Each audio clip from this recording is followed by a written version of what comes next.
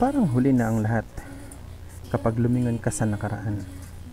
Nakikita mo kung paano mo sinayang yung panahon na nagdaan.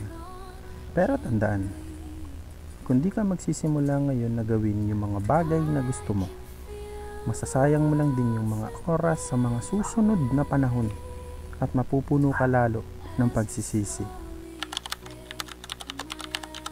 In this video, ipapakita sa atin ng Ka Joseph kung paano mag-transfer nung tanim na luya.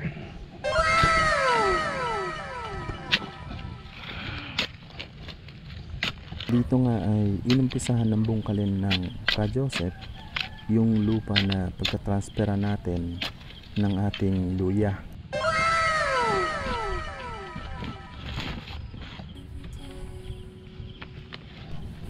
Ito naman yung luya na ika-transfer natin.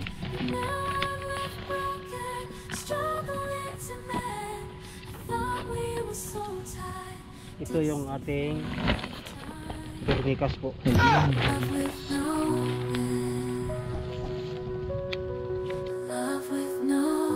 Pagkatapos natin mai-transfer yung luya sa lupa, lalagyan natin siya ng vermicast. Pero syempre, huwag nyo rin kakalimutan, didiligan nyo rin ha. Sa sunod sa series, na ay nursing student nga nagsigi og kulitog sa iyang ilong. Sabi na matanda, "Tay, unsay gikuha nimo?" Sumagot naman yung estudyante, "Nursing." "Ay, abi na ko kugmo."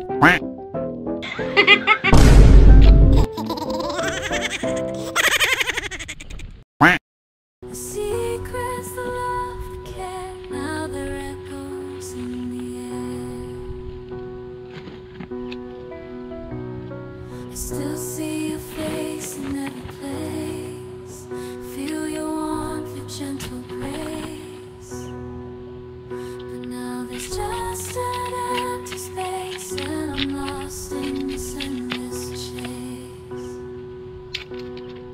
Keeping you in my heart, a piece of you I'll never let go. Your distance brings separation. In my heart you'll always glow. I just can't say goodbye, no matter how hard I try.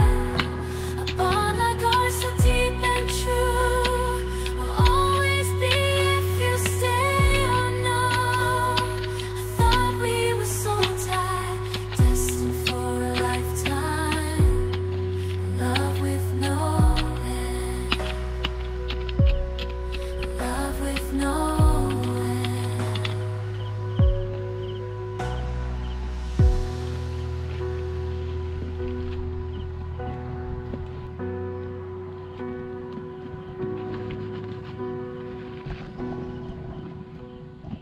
And just can't accept it. This can't be the end yet. You promised to never leave, and now you're gone.